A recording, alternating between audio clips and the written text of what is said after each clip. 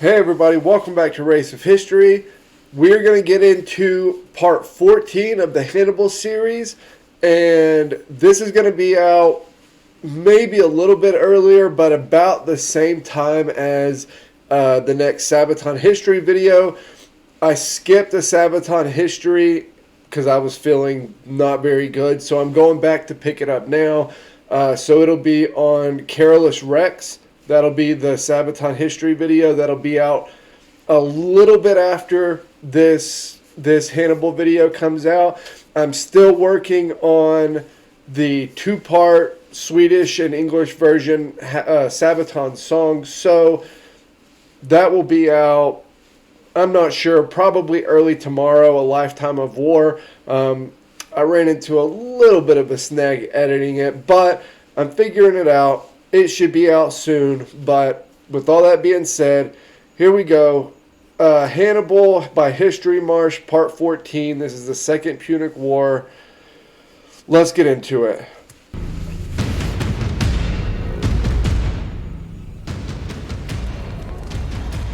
On August 2nd, 216 BC, Hannibal won his greatest victory near the town of Cannae in southern Italy. By day's end, his outnumbered mercenaries had destroyed the majority of the largest army Rome had ever put to field, marking this as one of the bloodiest military encounters ever fought. For the Romans, Cannae became the benchmark by which subsequent defeats were measured. It would not be surpassed for another 600 years. Jeez. The dazed survivors of the Roman army dispersed. Varro resurfaced in Venusia in charge of as little as 70 horsemen who escaped the pursuing Numidians. In Canusium, a certain 19-year-old tribune by the name of Publius Scipio, together with 3 other tribunes, gathered a larger group of some 3,000 men. Scipio Africanus is going to be very important in the later parts of this war. Despite barely escaping the carnage, the young tribune was notable for inspiring the troops, going as far as threatening to kill those who spoke about fleeing and forcing the men to take an oath never to betray Rome. In the days that followed, up to 10,000 survivors would converge on Canusium, and Varro would resume command. The question was, what would Hannibal do now? A day after the battle, the Carthaginians were still plundering the 2 enemy camps, taking 19,300 prisoners. Hannibal saw to the burial of his fallen troops and gave Paulus a proper burial. But the dead Roman soldiers were left to rot in the sun. While more than 50,000 men lay dead or dying in the plain below, the Carthaginian leadership met at a villa in Cannae. Visibly exhausted, they were in disagreement. Hannibal and some of his officers wanted to rest the army and prepare for the campaign in southern Italy. Maharbal, a prominent cavalry commander, was among those who wanted to march on Rome without delay. Proclaiming, perhaps enthusiastically, that he would lead the Numidians to the capital in 5 days, he protested to Hannibal, "Truly the gods do not give everything to the same man. You know how to win a victory, Hannibal, but you do not know how to use one." Yeah, and this is the big argument even now about this campaign is, why did Hannibal not march on Rome, and should he have, right? Should he have marched on Rome? I talked about this in earlier videos, but I am of the opinion that he should have. They couldn't have won a prolonged siege. There was no way they were going to make that happen. But if you threaten Rome, it totally changes the chessboard on the Roman side with the armies they have everywhere else. So I think the big risk for Carthage throughout this whole thing is losing the war elsewhere, right? And if you threaten Rome, then you force the Senate to call back all of the legions that are fighting everywhere else. So maybe you get relief in Iberia. It's a thing where you're not specifically attacking Rome for Rome. It just changes the strategic balance of the campaign.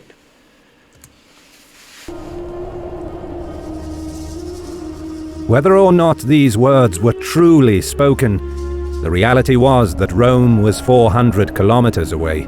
Another long march after a grueling campaign had just ended would be disastrous.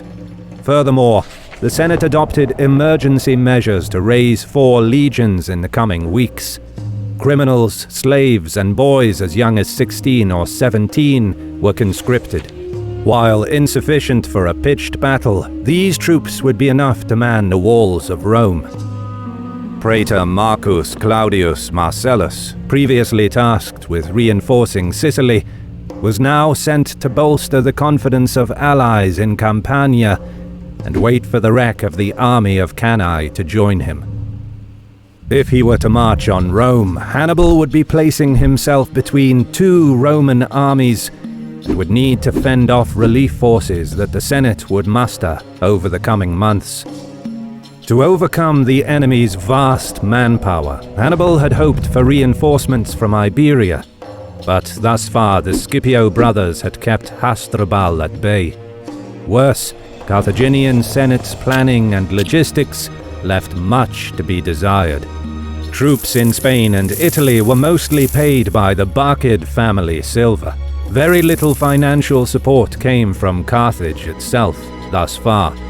This disjointed system was detrimental to the war effort and in stark contrast to the better organized Roman Senate that strived to secure funding and logistical support for its army and navy in all theaters. Yeah, so this is probably the biggest difference in these two major powers in this war, right? Hannibal has the strategic advantage on the ground in Italy, no matter what reserve forces that the Senate could, hope to muster in the surrounding areas. The strategic balance is totally on the side of Hannibal. Now, Hasdrubal is struggling in Iberia, but the big thing here is the Carthaginian Senate. It is the biggest Achilles heel for the whole war effort for Hannibal and his whole thing here. I contend that had the Carthaginian Senate been, had they been prepared for war, had they had the logistical support necessary, I think this turns into a drastically different conflict. I think it makes it to where you could take Rome. But because you don't have that, it's not really realistic to fully take Rome.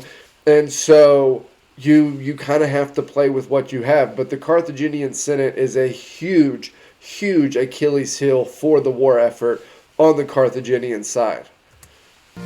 So far, the only attempt to supply Hannibal was a fleet of 70 ships that roamed the waters of northern Italy in the aftermath of the Battle of Trasimene in 217. But lack of coordination prevented them from making contact, and many of these ships had since been captured near the port of Cosa. Confronted by these problems, Hannibal knew that despite his ability to outwit and surprise his opponents, his army would not endure the many corrosive years in the field without reinforcements and logistical support. The decision not to march on Rome was sound. While the situation in southern Italy remained uncertain, another Roman army advanced north to punish the tribes of Cisalpine Gaul for siding with Hannibal. The expedition was launched just days after the main army went on its way to Cannae, as part of the Senate's plan to destroy all enemies in the Italian peninsula in one massive counterattack. Commanded by Lucius Postumius Albinus, the Romans marched through the Silva Litana forest, some 120 kilometers northwest of Ariminum. Albinus was a Roman politician and a veteran general. By now a man in his late 50s, he spent the last 10 years in retirement, but was recalled into service during this time of crisis. He was given 2 legions and had recruited allied troops, mustering a 25,000-strong army. With reports of enemy presence further north, Albinus expected to confront the tribesmen in the Po Valley. But the main Boii force was much closer. They secured the perimeter along the enemy's line of march. The Gauls had cut into the trees in such a way that they would remain standing without assistance, but would topple over if given a slight shove. As the column advanced further along the woodland road, the tribesmen pushed the trees onto the enemy. The trees fell on each other and crashed onto the road from both sides, killing Roman soldiers and horses and destroying equipment. Most of Albinus's men died under the weight of the tree trunks and thick branches. The Boii waiting in the forest moved in on the panicked survivors.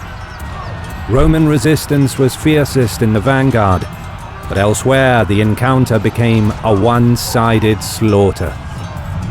Albinus fought to avoid capture, but was killed and decapitated.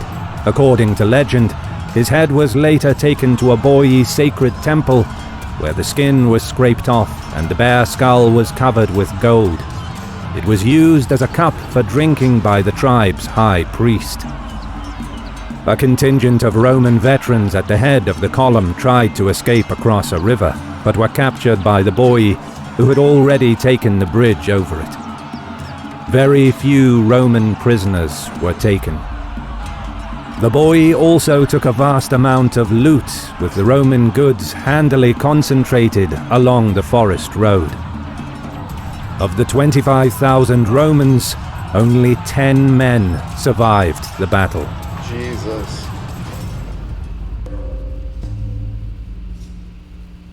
Reports of the annihilation in Silva Litana came mere days after the catastrophe at Cannae.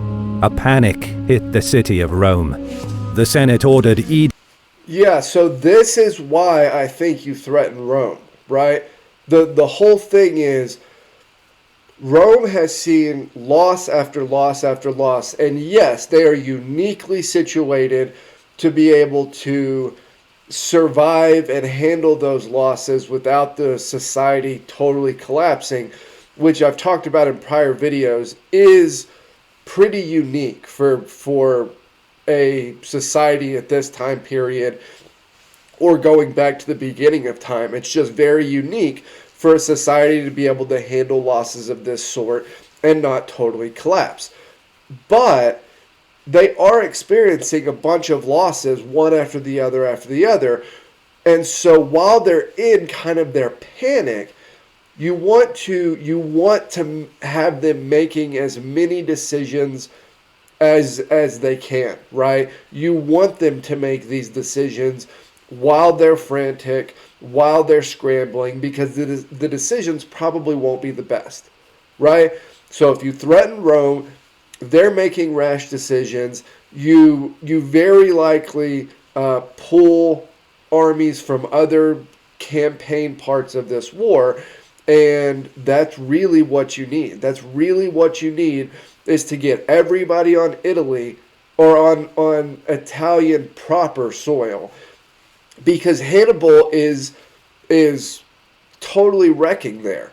And so get them all there. Let Hannibal go to work. You can then send reinforcements from Iberia, or you can reach out from Iberia and tell the Carthaginian Senate to get their head out of their ass.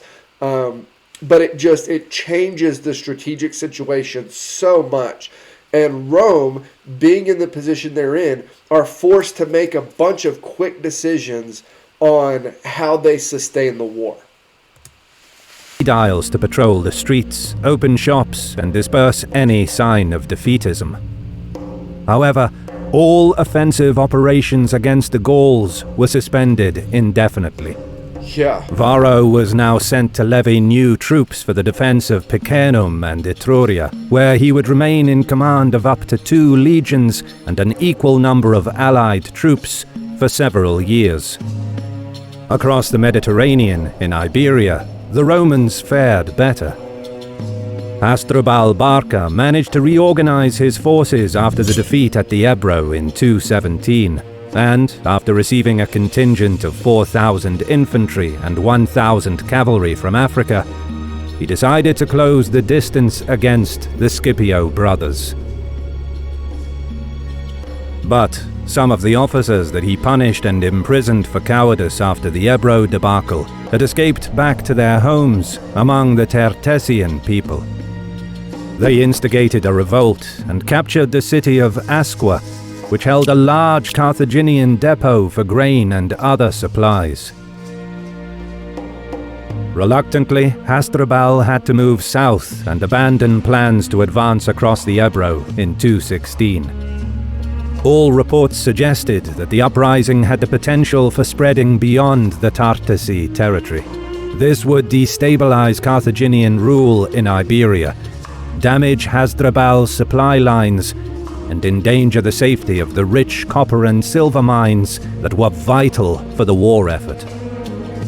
Hasdrubal met Calbo in battle and made short work of the rebel army, despite their large numbers. Around this time, he received news of the victory at Cannae and was ordered by the Carthaginian Senate to march his army to Italy as soon as he could. But he was now too far south, and his army needed rest. Most he could do is reach. Yeah, the Carthaginian Senate is just the worst. They are the only ones in a position to really do anything to help here. And what is their answer? Their answer is to reach out to Hasdrubal and be like, get to Italy. Like, go help. It boggles the mind how much the Carthaginian Senate hamstrings Hannibal's war effort in the Second Punic War. The Ebro River before the onset of winter, but it was too late to campaign against the Romans.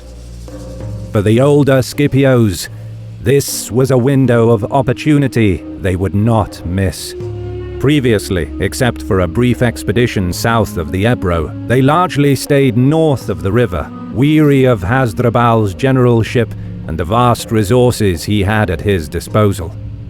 But, taking advantage of the Carthaginian general's absence, the Scipios negotiated an alliance with some of the Celtiberian tribes.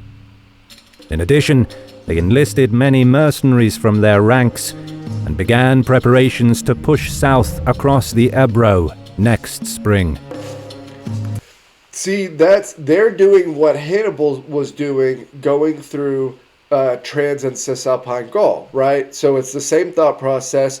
If you can get some of these tribes on your side, that it eases your passage further south, and not only does it do that, but then you have allies in the area for supplies, for information, for things of that nature. But just like how they just picked up mercenaries, they didn't have the troops already with them. They picked up new mercenaries there. That is what the Carthaginian Senate should be doing. They should be paying mercenaries and sending them to Italy. The fact that they're not is wild and probably a big reason why they lose the war. Back in southern Italy, a Macedonian delegation was heading towards the Italian coast. Upon hearing of... Oh yeah, this is going to end up being a big deal. Just everybody keep an eye on this, because this will be important later on. Hannibal's victory at Cannae, Philip V of Macedon wanted to propose an alliance with the Carthaginian general. His ambassadors joined Hannibal at his camp. The negotiations would drag on until next summer. and the situation in Italy would change dramatically over the coming months.